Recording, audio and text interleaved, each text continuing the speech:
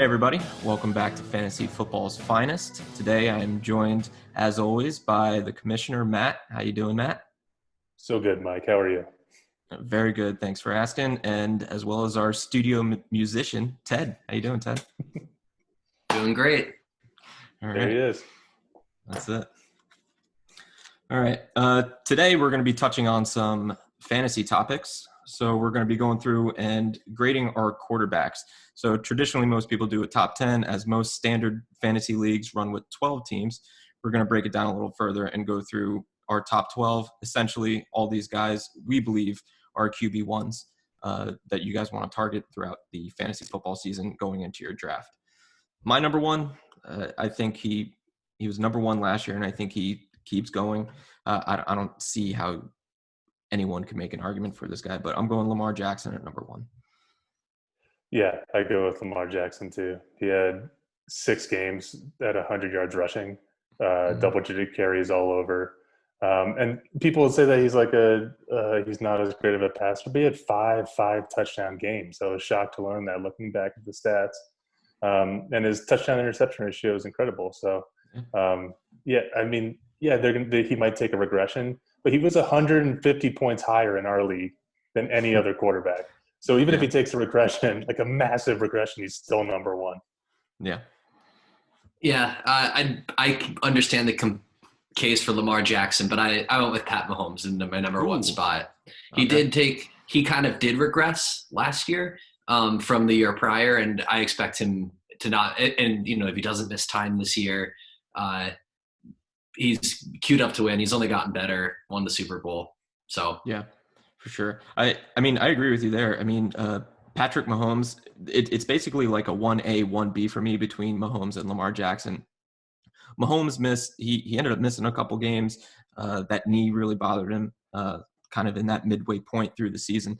So it's you either want a guy that's going to run the ball or you want a guy that's going to throw for 40 plus touchdowns and have the yardage. So it's who you got at number two, Matt? Well, I'm going to drop a bombshell right now at number two. I'm going with Dak Prescott. Okay. I don't know why not. He was number two last year, almost 5,000 yards passing, 30 touchdowns, 11 interceptions. His rushing touchdowns were down probably from what they will be next year, only 3. And all they did was give him another option in CeeDee Lamb. And they also gave him the most quarterback-friendly coach of all time in Mike McCarthy. So I don't – for me, I was going back and forth between Prescott and Mahomes, but Prescott has so much to prove given his contract situation. And Mike McCarthy has so much to prove. And I could see that offense and everybody's talking about that offense being incredible. Well, it all starts with Dak. So I like him. I like him at number two.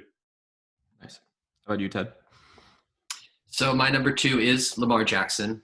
To go along with your number ones, no surprise there. Not to get ahead of ourselves, and if you have a bombshell, bring it back. But I actually had Dak at 3 because I think the same thing. I like all of the changes the Cowboys have made. They all seem pro Dak, and there's no reason to believe that he also won't continue to get better as he gets that experience. Yeah. And so then circling back, I have Mahomes at 3. I mean, all they did was, you could worry about a Super Bowl hangover, but he missed 3 games last year and still threw for 4,000 yards. And they added Edwards-Helaire, who's a pass-catching running back. So again, he's another one of those guys. Even if he takes a step back, he's still worth taking early in the draft because he's an elite player. Of course. They're definitely guys to target early on because they're going to get you potentially 40 plus touchdowns, and at the quarterback position, that's definitely elite from a fantasy standpoint. I have Dak at number 4, but I'm going to talk about number 3 real quick. Russell Wilson. No matter this guy has never had an offensive line.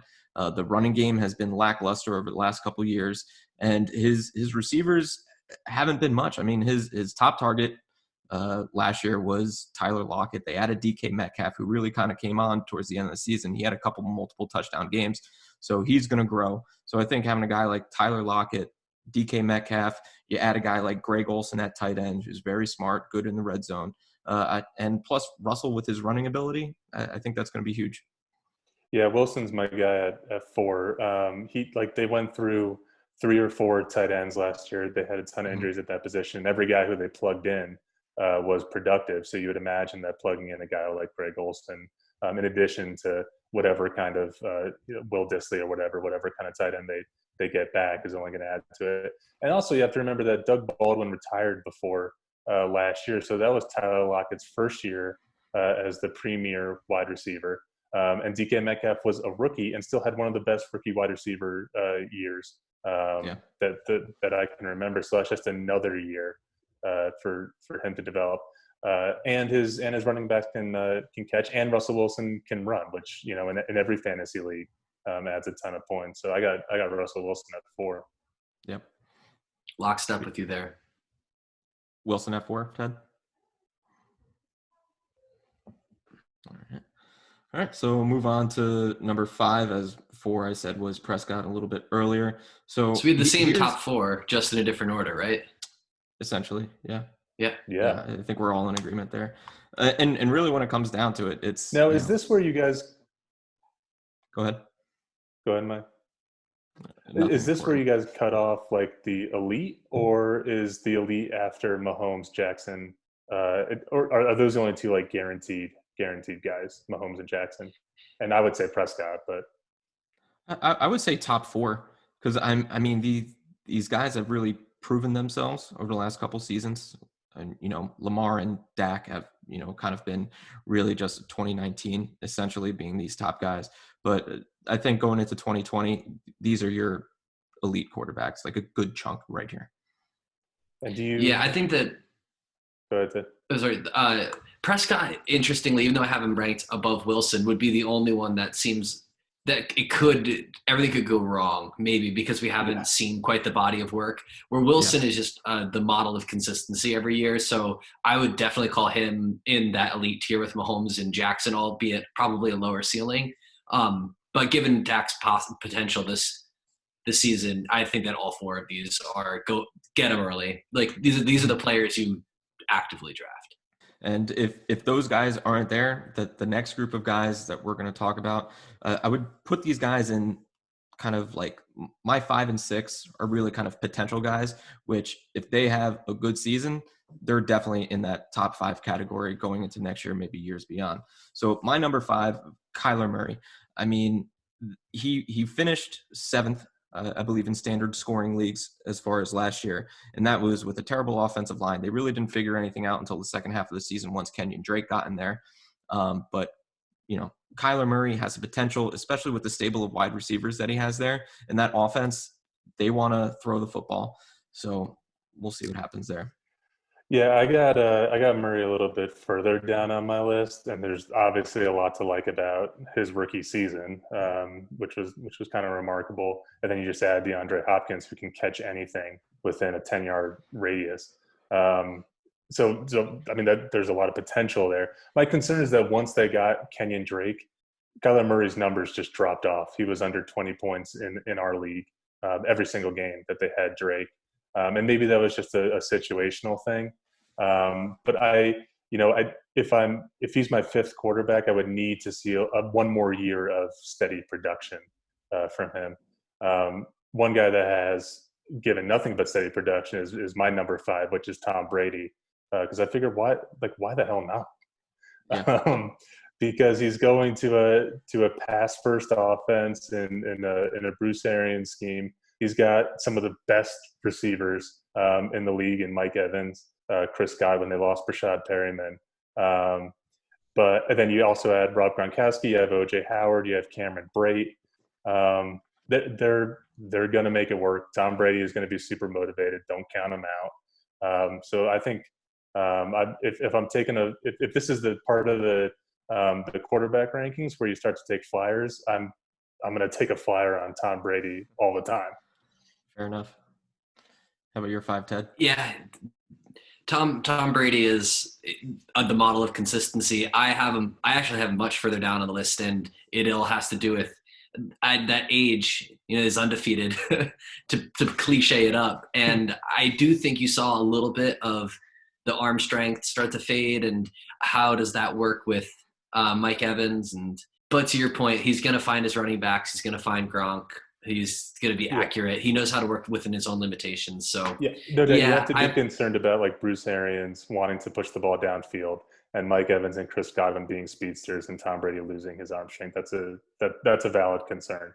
But again, everybody at this point is going to have concerns, right? Yeah. So sure. my 5 is Deshaun Watson. Okay. He scores every year. He's got the creative abilities, the running. It's the same model as all these top guys. There's no reason to believe that he should go backwards, except that they imploded the offense. But right. maybe he wears it more on his shoulders like Russell Wilson does. We almost discussed that a little bit, I think a week ago, that they kind of carry their teams if they need to. And there's one other player on this list that we'll get to eventually, but he has those moments that are just so out of control, like the time where he got kicked in the eye and the end of the game with the Saints. I have watched Deshaun Watson do unbelievable things, and it's that proven ability to be an elite quarterback. And I think he's up there, and I think it'll translate into fantasy points this year, even without Hopkins and without he's magic. He's been doing that since college. He's awesome. Yeah, I have Deshaun Watson next on my list at 6. For a lot of the reasons that you described.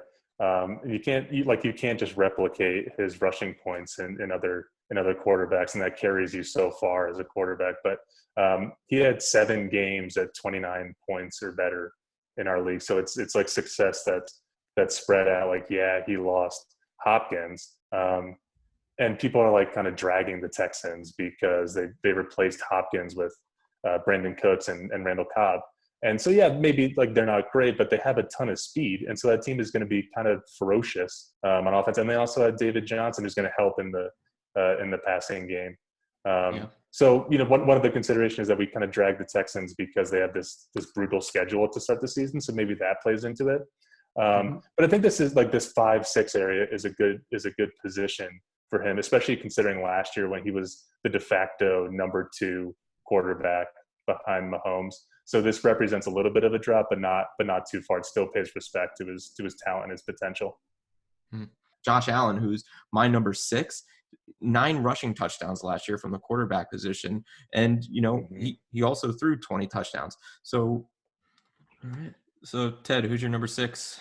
What do you got? 6, I have Kyler Murray. So okay, we're pretty tight on those. 5 and 6. Essentially, it's like just a big grouping here. 7, I like a rebound season from Aaron Rodgers. I think he's second year in that offense. They've added a lot of just kidding. They didn't add any weapons on offense. Devin Funchess. Okay. So Devin Funchess does actually bring a big red zone target that the Packers didn't have outside of Devontae Adams. Jimmy Graham was pretty much Charmin toilet paper last year. He was just absolute garbage. He dropped more balls than he caught.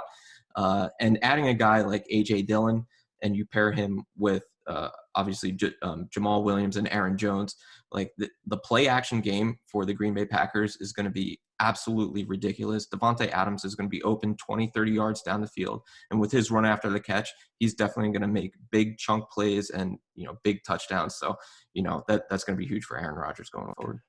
So this is my second of 3 bombshells in the quarterback listings.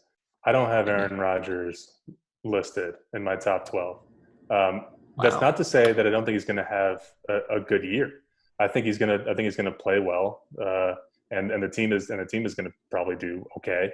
But that offense is changing. Matt LaFleur wants to run the ball first, and we've seen his interception numbers go to like infinitesimally small over the last few years. But his touchdowns have also dropped, and his completion rate has dropped because Aaron Rodgers tends to get really tight because he doesn't want to commit turnovers, which is great for your football team, but it's not great from a fantasy perspective. And anybody who had Aaron Rodgers last year knows that he was so inconsistent. From not from like a football perspective, but from a fantasy perspective. If you draft Aaron Rodgers, yeah, you're going to get 1 or 2 50-point games this year, but you might get in between those games 6 games where he scores 15 points. Yeah. You do need the person that can take the top off, that can get those 50-point games. So I like Aaron Rodgers for that reason, especially if you have like a more flatline, like solid, like backup or interchangeably, sort of like a 1A and 1B situation. I think this is a good place for Aaron Rodgers in the fantasy scope, just because he will throw 6 touchdown games, and there's not that many quarterbacks that will. So my next ceiling is definitely high on an individual game. Yeah. My next 5 are all like pretty much the same story, and I'm expecting some bounce backs. But at 7, I have Drew Brees. Okay. And he just has to bounce back from missing time, but he's just another, very much like Tom Brady, just proven commodity. The arm strength is a little bit questionable, but he's on a good team. He knows exactly what to do with the football. He does it every year, and Brees has the numbers. Like, he really does, by hook or by crook, by dump offs to Alvin Kamara or whatever. So I like Brees there, but I'm in the same boat. Brees, Rodgers. Rodgers actually have it number 8. I can get that out of the way. So we're thinking along the same lines, Mike. It seems like I'm just like we're flipping every other one. I think Drew Brees is excellent there. And when you look at his numbers from last year, he had 27 touchdowns to 4 interceptions. And guess what? He missed 5 games. So, I mean, if you just run those numbers, that's an MVP season right there for him. So I have Drew Brees a little bit lower because I just feel that age is getting there. But, you know, we'll just have to see.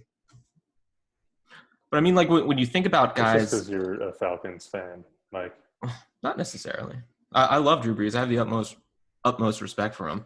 But kind of going back to your point about Rodgers, you know, where it's like you kind of tend to have that inconsistency, but you may get like the 50-point games, but you may also get like a 14-point game. You know, at this point, like if you should already be building your team, you know, so you should have a stud running back and a stud wide receiver at this point, especially if you're taking like, you know, the 7th or 8th ranked quarterback. So if your quarterback ends up having a 15-point game, you're not ultimately reliant upon him to win you that week's matchup. So, you know, reaching for a guy like Lamar Jackson or Patrick Mahomes or Dak Prescott, yeah, they may have those 30, 35-point games week in and week out, but the rest of your roster is really going to suffer. At 7, I have Drew Brees too, like you said. I thought I saw I thought I saw his arm strength declining, but then I just looked at the stats, and he had 8 games over 29 points. That's insane. And on top of that, they fortified the line. Kamara is coming back healthy, and they brought in Emmanuel Sanders. They're just reloading. So I like everything about Drew Brees. And I'll just keep it rolling so the lag doesn't affect anybody. At 8, I have Carson Wentz, who is kind of all over quarterback rankings. But with nobody to throw to last year, half of his games he had over 25 points in our league. He was a top 10 quarterback despite throwing to J.J. Arcega-Whiteside and having a rookie running back who only came on later in the year. Well, Jordan Howard was still there too. You add in right, and now you add in Jalen Reagor, Zach Ertz, Deshaun Jackson. Healthy. I think that if we're talking about ceilings, Carson Wentz is pretty high if he can stay healthy. That's the concern with Carson Wentz. Yeah. 8, I actually have Brady, so I don't need to talk about him that much. Wentz, I actually kept out of my top 12 just because I know he had a good season last year. I just don't trust him. One, to stay healthy, and as a quarterback, I want my guy.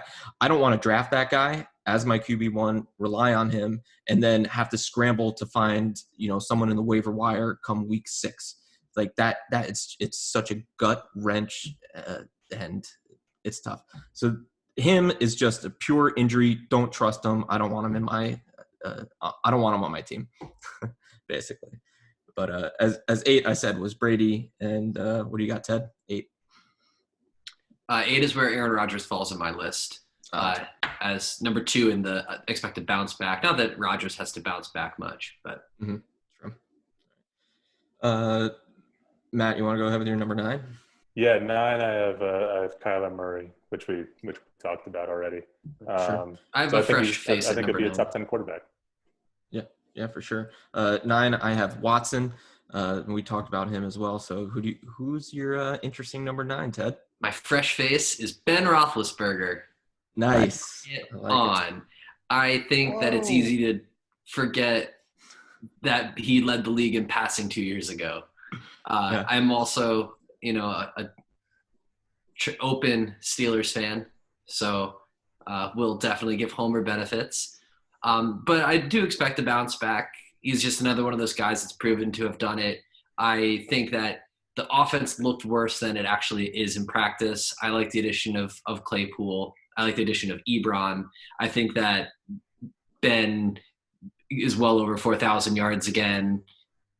Lots of touchdowns. Efficiency in our league matters. Yeah. I love Big Ben this year. I have him a little bit lower on my list, but I wanted to put him higher just because I know he's going to come back. He's well rested. When you look at him over the last, I would say 2 seasons, he was a bit sluggish. I mean, the guy gets hit almost 6, 7, 8 times a game. And, he always gets up. I think having a year off to rest, I think that's going to be huge for him. I expect big things out of Big Ben this year, and he could very easily crack the top 8. I'll be honest, I totally forgot about Big Ben. Every point that you made is really good. So I could definitely see him. I could definitely see him top 10. So 9 is Kyler Murray for me. Then 10 is Josh Allen, and as you said, Mike, he has high projections this year. My biggest concern with him is that last year he had no 300-yard games, but he made up for it again with those 9 rushing touchdowns. And so now you bring in Stephon Diggs. You would think that those passing numbers are going to go up. So I like Josh Allen as a top 10 quarterback.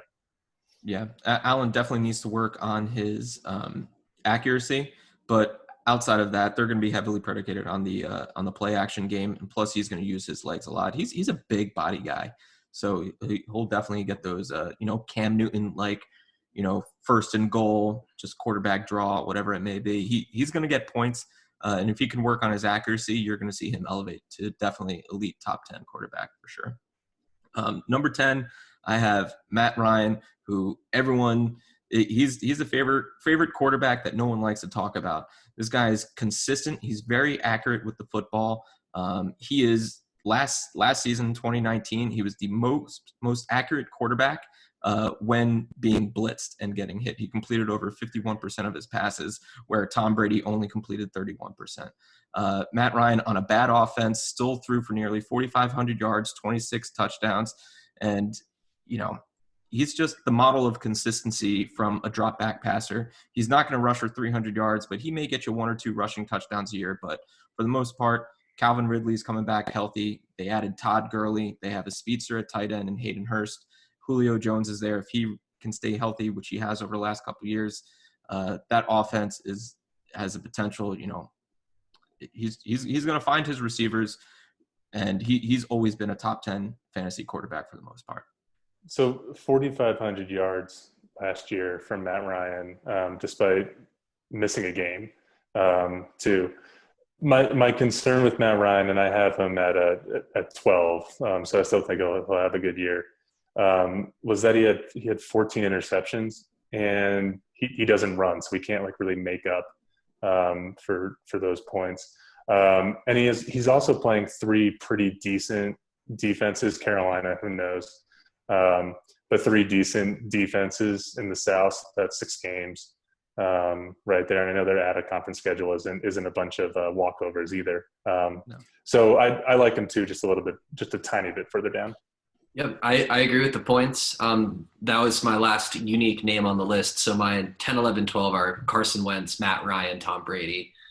So I'm in agreement that they'll all have good seasons. I mean, like we said, these are all the QB1s. And Matt Ryan's been the MVP. Like, he can do it. He still is Julio Jones. So, yeah, I expect another very good season out of him. Sure. Agreed. Yeah. 11, I have Big Ben. I have very high hopes for him. And then 12, I rounded out with Drew Brees. I mean, all these guys, they're just awesome quarterback ones for sure. Yeah, Josh Allen at 10 and then Matt Ryan at 12. At 11, here's my third bombshell. My 3 bombshell quarterback, top 12, Derek Carr. I like it. Last year, he had a 70% completion rate, which in our league means a lot because we give points for completions versus incompletions. Mm-hmm. That was the best completion rate behind Drew Brees. And on top of that, he had the third most drops in the league, 24 drops. Then they added Henry Ruggs, who can contribute right away because he's fast, and that's the one skill a wide receiver can have to contribute as a rookie. And they also added another wide receiver in Lynn Bowden. So that's another year with Tyrell Williams as their number one that he can develop chemistry with, and Darren Waller, who came on last year. And then Hunter Renfrow. You saw towards the end of last year became sort of this Wes Welker possession type guy. And this won't help with the drops, but they also added Nelson Aguilar. So they put a whole bunch of weapons around him. They're moving to Las Vegas. They're going to be really motivated. Derek Carr is going to be really motivated to prove that he's like he's the right quarterback and that John Gruden actually likes him. So if Derek Carr is ever going to crack the top 12, this is the year. Am I going to draft him? Probably not. Yeah, I think the explosiveness of that Raiders offense has great potential this year. There's one element they were kind of missing last year was speed, and they added that definitely with Ruggs. I mean, he's going to be that type of guy who's going to be running those like the jet sweeps coming across, and if he can really, he can do some stuff with his speed. So that's only going to help Derek Carr in passing, especially having a guy like Josh Jacobs there. Play action is going to be huge for them. And, having guys like Terrell Williams, who's a great red zone threat. That was pretty much like his biggest contribution last year was his red zone targets. But yeah, I like Derek Carr. He's going to have a good season. Yeah, and if you think about drafting your QB 1 and 2, sort of like the snake style, I'm happy with Derek Carr if I also have Matt Ryan or something like that. Like if he is in that 12, 13, 14 range, like you're probably going to get 2 guys about there, and that feels really good. You can really play the matchups, ride the hot hand. Not as optimistic on him. He's not in my top 12, but I would definitely be happy to get him in a late round. He's a good backup. Sure. Definitely. But hey, this is all based on what we think is going into 2020.